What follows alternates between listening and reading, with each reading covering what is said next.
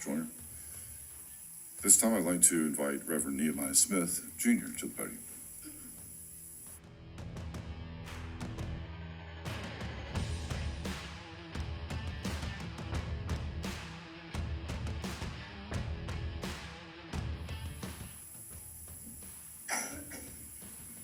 Good evening. First, I'd like to say I don't understand how applauding for what's right is out of order. Anyway. Thank you, Mr. Street. Anyway, in a world that often places high value on positions of power and prestige, it is crucial for us as a city to adopt a different perspective. We must recognize the worth and dignity of every worker, regardless of their role or status. Let us commit to valuing and appreciating the contributions of low-level workers in our city and the broader society. May we strive to create environments that recognize the worth of these fellow citizens. One of the ways we can demonstrate our value for low-level workers is by ensuring they are paid their worth. Fair and just wages not only provide for the needs of individuals and their families, but also acknowledge the significance of their contributions. When we compensate workers fairly, we affirm their dignity and acknowledge their efforts in doing what many may refuse to do. The city of Rocky Mount must strive to create a culture that values and compensates all workers equitably. We just don't have it, Reverend Smith. We don't have the resources. It's not that you don't have the resources, you don't have the desire. Don't tell me what you can't do. When you wanted an event center, you built it. When you needed to remove a racist monument, you found the money and you brought it down. When you needed property for growth, you took it. Where there was disrepair, you fixed it. When the city needed a fresh look, you rebranded it. These men need to be fairly paid. That means that you're going to pay them.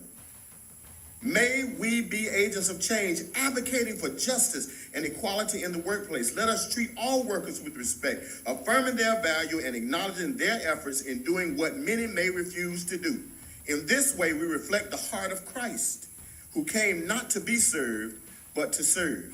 25% across the board before you implement the new system that you're going to vote affirmatively on the 26th, and then we'll go from there. But I'll be back. Thank you. I'd like to invite Ms. Nellie.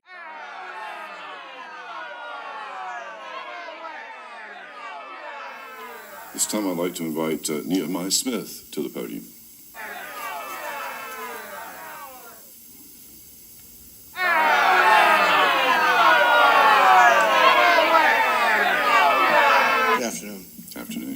What is injustice?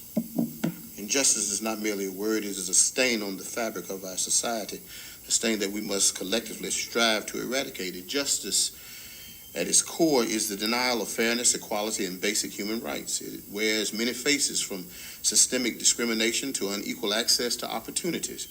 It manifests in the subtle biases that permeate our daily lives and the glaring inequalities that persist in our institutions. However, we must be careful with the term.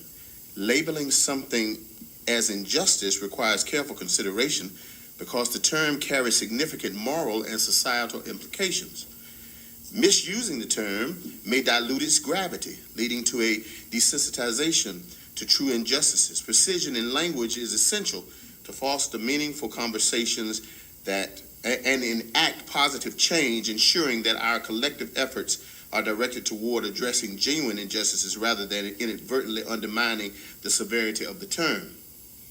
Locally, we see injustice in the handling of our school systems. That's injustice. The number of abandoned and dilapidated homes, and yet the homeless shelters are full. That's injustice. A man dies when he refuses to stand up for what is right. A man dies when he refuses to stand up for justice. A man dies when he refuses to take a stand for that which is true. Martin Luther King, Jr. That's injustice.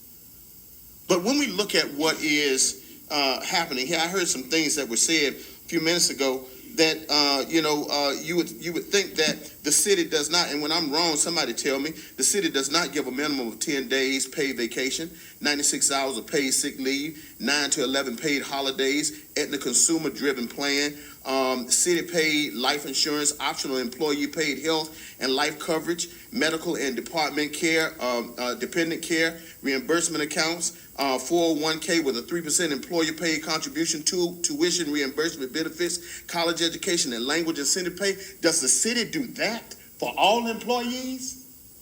Then tell me where the injustice is. I'm looking for it. 51 of these firefighters didn't get paid. They didn't get a raise. 51 of them. Some police officers didn't get a raise. And we're talking about injustice? Say what now? We're talking about how much CEOs make? Well, what about neurosurgeons? How much do they make? How much do they make? Is that unfair? And we are talking about injustice. People don't understand percentages. 15% across the board. Are you kidding me? So if a person is making $20,000 and a person making $15,000, the 15% are different. Thank you. This time we'll move